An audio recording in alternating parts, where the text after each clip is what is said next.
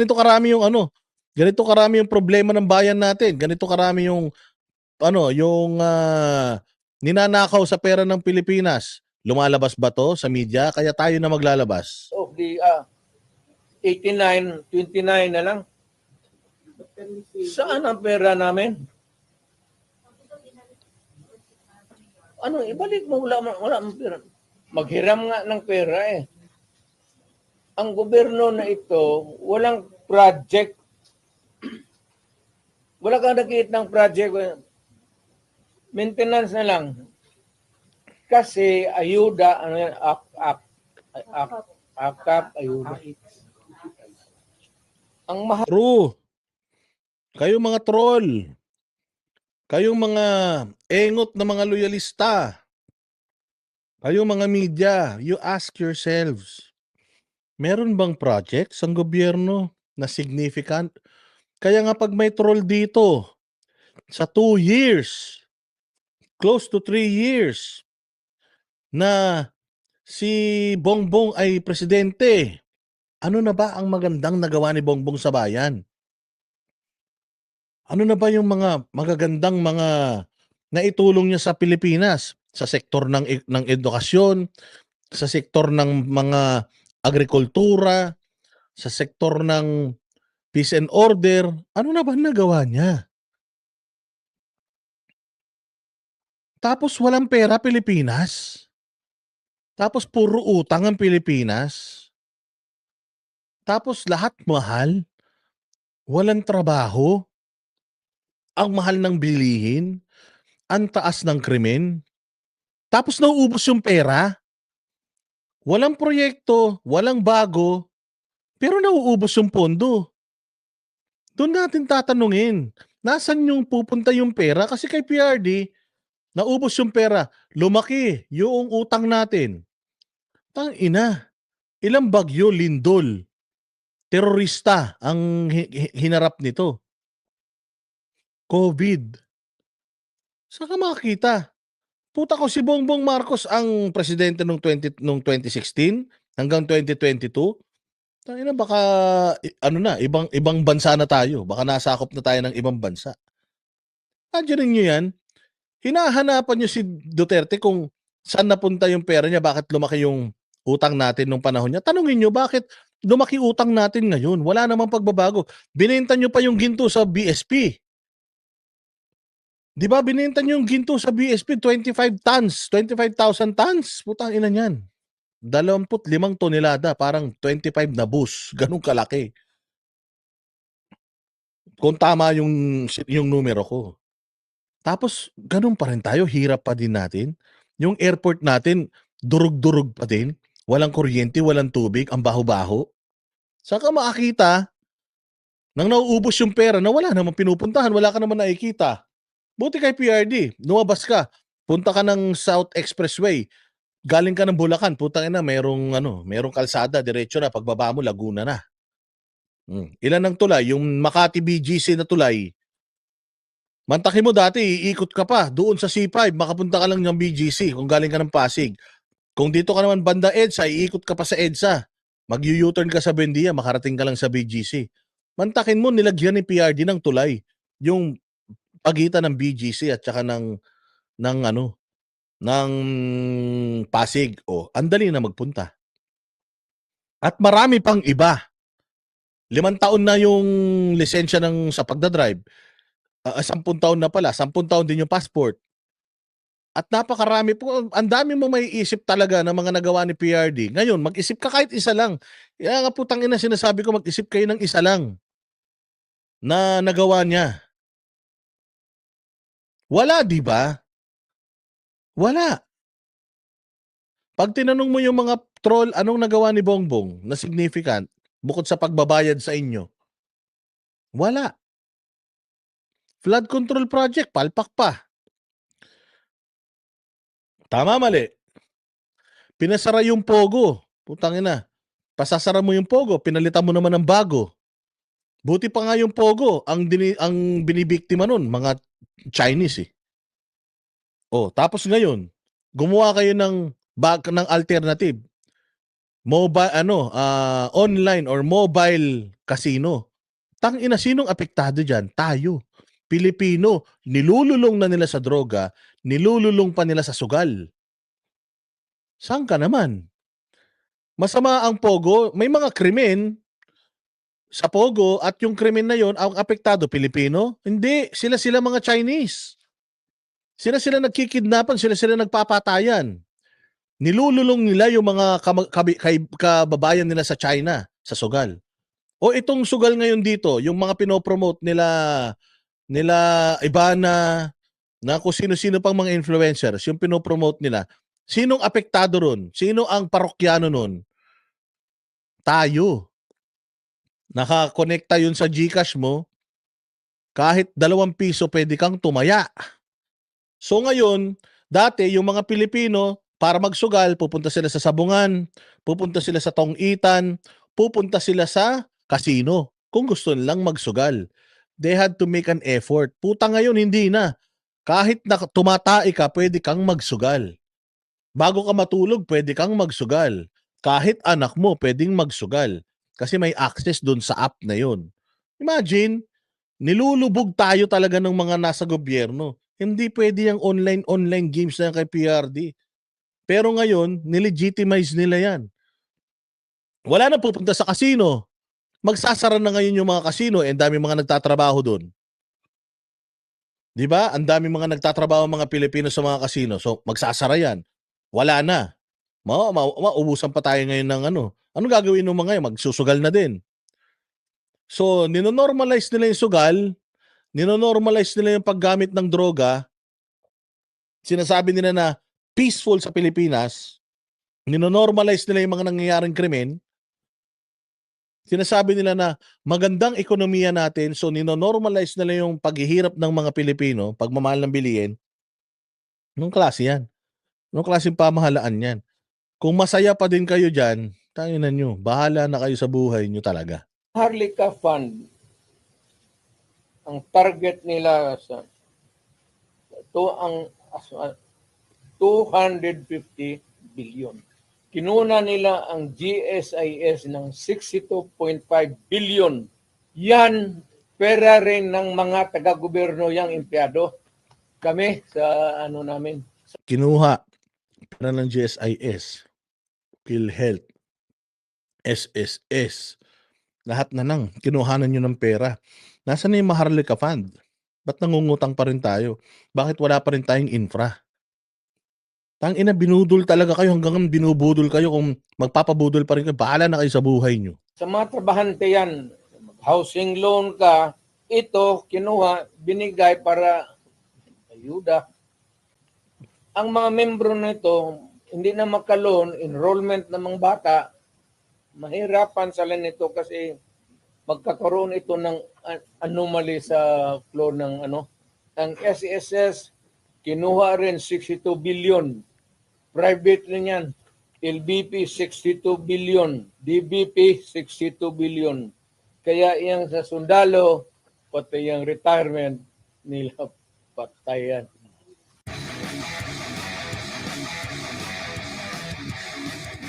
Gananin nyo? Yan yung sinasabi ni PRRD. Na ito yung estado ng bayan natin. Ito yung problema natin. Ito yung mga gusto kong ilapit sa mga militar. Gusto ko silang kausapin at tanungin sila personally. Hindi mo ba alam na adik? Ngayon kung hindi mo alam, pinapaalam ko sa'yo, oo, adik. Suportahan mo pa rin. Nasa sa'yo yan. Now, ito yung ninanakaw nila sa bansang Pilipinas. Ito yung pera natin na kinakatkong nila. Okay ka dyan? Kung okay ka dyan, wala tayong magagawa. Basta ako, wala ang panawagan. Si PRD, wala siyang panawagan na magsama-sama tayo sa labas. Mag-rally tayo para matanggal ang gobyerno. No.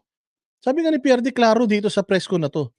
Wala akong interest sa uprising na yan. Pupunta ako doon. Wala akong interest. Hindi yan ang pakay ko. Ang pakay ko is to talk to the military personnel. Dahil alam ko, ang trabaho niya is to protect the Constitution. Wala sa Constitution na dapat magnakaw sila. So are you still going to protect this government provided na ito yung ginagawa nila or no. Yun lang yun. Totoo ba na bumabagsak yung rating ni Inday at tumataas yung magtataka ka pa ba? Yung droga nga sinasabi nila okay lang mag-drugs, eh, basta nag-aano ka, eh, nag-o-overtime ka sa trabaho, eh. Sanay na sila magsinungaling. So kung sakali man na palabasin nila na tumaas yung survey nila, that's because nagsisinungaling sila. Pati yung survey kasinungalingan niya. Sabi nga nila pinakamagandang ekonomiya Pilipinas, eh. Pinaka-peaceful Pilipinas. Pinakamasama ang mga Duterte. So ano pang ine-expect natin? So let's say for example, lumabas yan. Maniniwala ka ba o hindi? Nasa sayo na yan. Ikaw mismo mag-survey. Ang totoong survey, ikaw. Masaya ka ba o hindi? Mataas ba yung grade nito? Mababa. Yun ang survey. Sarili mo ang i-survey mo. So kapag sa sarili mo, lumabas ka dyan, tiningnan mo kung ano nangyayari sa bayan, and then, tanungin mo sarili mo, masaya ka ba o hindi? Pag sinabi mong hindi, and then yun na yun. Do something about it. Go to social media and express your frustrations. Now, paglabas mo dyan, masaya ka naman, okay ka naman, then ganun din, okay lang din. Sabi mo sa social media, okay, maganda. Kung lumabas ka naman dyan, wala kang pakialam, o yun, ganun yun, wala kang pakialam. So, it's all up to us kung ano yung, wag na kayong maniwala sa mga wag na kayong maniwala sa mga surveys na lumalabas dyan. Ang tanungin ninyo yung sarili ninyo. Kung feeling ninyo, palpak, palpak. Kung feeling ninyo goods, goods. Ganun lang yun. Huwag kayong makinig dun sa mga may conditioning nila na ganyan. Because kung kaya nila tayong pangakuan ng 20 pesos na kilo ng bigas na imposible naman pala mangyari, kung kaya nilang kung kaya nilang deadmahin yung mga problema ng bayang Pilipinas at hindi tuparin yung mga pangarap, pangako nila sa bayang Pilipinas, ibig sabihin, wala na yan. Lahat ng magagandang maririnig mo dito sa gobyerno na to, lahat yan, propaganda na lang nila. Oy, Junard Bulang, salamat kaayo, loyal daw ang AFP sa chain of cocaine. Ay, grabe naman kayo. Loyal ang yung AFP, kasi akala din kasi ng mga general sa taas, sila may-ari. Alam ninyo, ito lang bibigyan ko lang kayo ng konting kwento ha. Ito nangyayari to sa military. Lalo na yung mga nandiyan dyan sa bundok. Okay? Yung mga bata-batalyon. Walang respeto sa mga general nila. Hindi katulad ng pulis na sunod sa general. Yung mga scout ranger, pag dineploy mo doon, 2 linggo, walang tulog, walang kain, takot ang mga general sa kanila. Pagbalik niyan sa barracks, may init ang ulo lahat niyan. Subukan mong kopalin yan. Kahit general ka nila, putang ina, yan ang papatay sa'yo. Hindi, iba sa military. Kaya nga, laging nauunang magkudita military. Bakit? Napapansin nyo ba? May nagkukudita pa sa PNP? Wala. Kasi ang tradisyon sa PNP, sumunod ka lang talaga dun sa boss mo. Sa military, hindi. Yung mga general na yan, takot yan sa mga sundalong nakikipagbakbakan sa gera. Takot yun. Mga sundalo, takot makasuhan ng insubordination. Walang pakialam yan. Nababarilin niya ng general niyan. Alam mo ba, marami akong kaibigan na mga sundalo na hinahamon nila yung opisyal nila ng suntukan sa bundok. Hoy, lika, suntukan tayo. Tangina mo ka. Utos ka ng utos Ganun ang buhay ng mga militar sa bundok. Hindi sila katulad ng pulis. Hindi na katulad ng pulis. Animal na yan. Hindi ganun ang mga sundalo. Yung mga sundalo, takot dyan yung mga opisyal nila dahil killer yung mga sundalo na yan. Pag ginago mo yan, sinabihan mo na, tayo na patatanggal kita. Bago matanggal yan, babariling ka niyan. So, kaya nga lumalapit si PRRD sa militar Kasi alam ni PRRD, ganyan ang kalakaran sa militar. Pag nalaman ng mga sundalo na kinukupal sila na mga opisyal nila, yung mga opisyal nila, yung mga opisyal nila ay nagnanakaw, yung mga opisyal nila inaano, yung mga nagdodroga inaano, okay lang sa kanila. Yung mga nagsisilbihan pa rin nila, addict na nga. Ay, ano yan, yung mga sundalo sa baba, hindi yan papayag. Kaya kung matatandaan ninyo, makikita ninyo, ang laging nagkukudita, mga militar, yung mga mabababang ranggo. Sila Trillanes. Panahon ni Gringo Nasan, yung mga sundalo. Hindi naman yung mga opisyal nila, yung mga opisyal na yan, laging loyal yan doon sa chain of command. Laging loyal lang mga yan sa presidente. Kaya ibahin nyo yung mga militar. Alam ni PRD yan na kapag pinresent ko to sa militar, madi-demoralize yung mga yan. Kaya na pension ninyo, babayaran nyo pa. Nakikipagbakbakan kayo sa bundok, nakikipagbarilan kayo sa NPA, tapos yung pension nyo, pagka tumanda kayo, ano nyo pa? Yung pension ninyo, huhulugan nyo pa? Ang tingin ko ang mas mabigat na problema na dapat malaman ng Pilipino. Buti pa si Morales, kahit na alam mong pumopropaganda ng sarili, nagpunta na dyan eh. Is Si General Macanas, nagpunta na ba? Ha? Si Garski nga, hindi vlogger, nagpunta.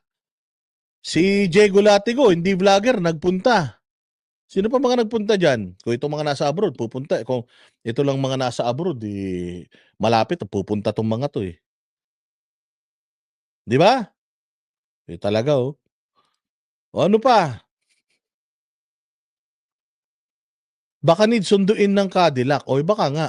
Baka nga. O pwede rin ganun. Baka gusto talaga, VIP, ganyan. Gusto, red carpet, ganyan, may pictorial pa. Baka ganun ang gusto. Hindi sa akin lang kasi, ako nga, parang alam mo yun, yung damdamin ko. Kung pwede lang talaga po, umuwi ako, kaya lang nakaschedule ako umuwi sa 6 pa eh. So wala talaga, hindi talaga ako makakauwi. Yun ang ticket ko eh. Magkano ang ticket ko? Business class ako, mahal-mahal. Bayaran yung ticket ko, uwi ako bukas. Sige, mag-book ako ng ticket pero business class ha. Mamimili ako, syempre, di ako kasya dun sa sa upuan ng economy.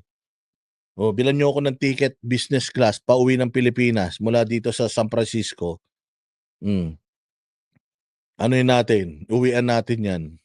Wala namang mangyayari dun kung wala ako or nandoon ako. Pero, di ba, makasuporta man lang. Ang sinasabi ko lang, marami mga matatapang sa social media nandiyan naman sa Pilipinas. Pero, nga. Tatanungin ko lang, sino pa ba yung mga, sila Macanas, nagpunta na? Bistaquiros, tagal na nandiyan dyan. Halos lahat nandiyan dyan na. Pero si Kapitan Dado, wala pa. Si General Macanas, nagpunta na ba? Wala pa din. Patay tayo dyan. Pero okay lang din yun. Kung halimbawa, hindi kayo magpunta, mag-comment-comment na lang kayo. Pero yung magpapa-suspense pa kayo, magpapa-VIP pa kayo, medyo na ako dyan. Medyo dalan-dala na ako dyan. Nung kami nasa KOJC, ang dami nangako na pupunta, hindi naman nagsipunta. Hemorrhage ang country. Pati yung PhilHealth nga na hindi sa gobyerno, contribution natin yan. Katulad dyan, si Ka Eric, tama ka dyan, Bixby, tagasan si Ka Eric, taga Bacolod dyan, Iloilo. Pumunta. If there's a will, there's a way. Kasi kung magpa-ospital Sabi nga nila, kung gusto talaga, maraming paraan. Kung ayaw, maraming dahilan. Yung may pambayad ka, depende sa category yung rates mo. Kung ibang iyo, dividido ba talaga na full o paglabas mo, wala ka ng bayaran. Yun ang yung 16 billion na nilipat nila. That is the most dangerous yan. Government malverse the money of the people. Ginamit mo yung pera. Katibinag, kababaeng tao, nandun. Sino pa mga nandun? Sila Malutikia. Alam ko si Malutikia, alam ko dito sa taga rito sa Pilipinas, nandun.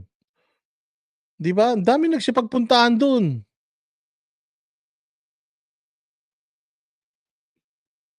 Si Katibinag, nagsalita pa.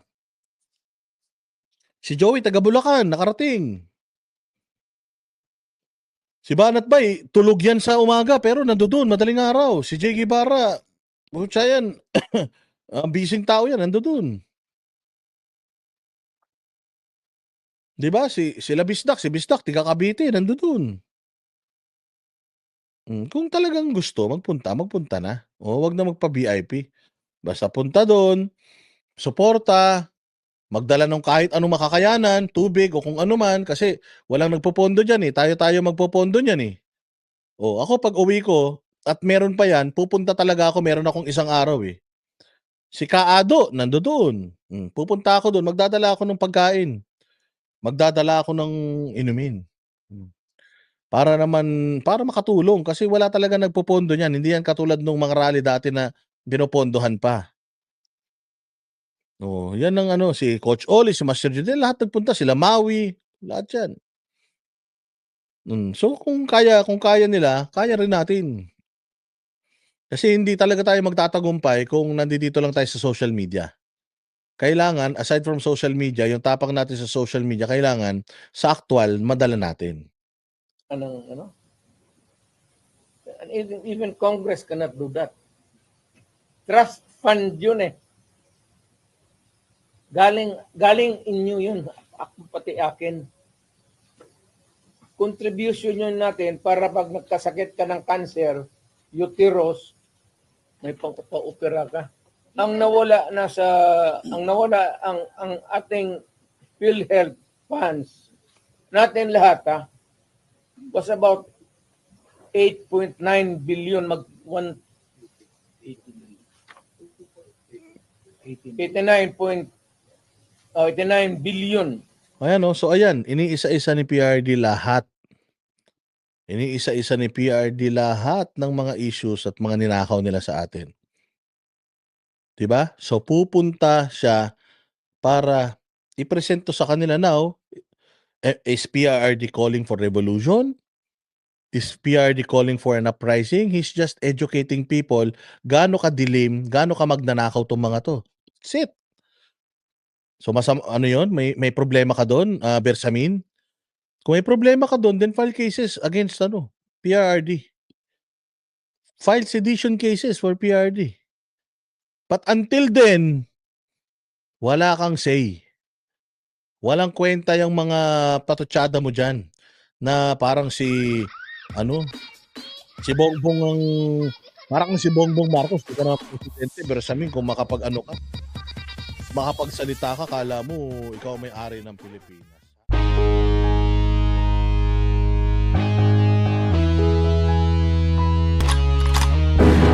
Yan ang banateros, walang inuurungan. Pag tama palakpakan, pag mali ay babanatan.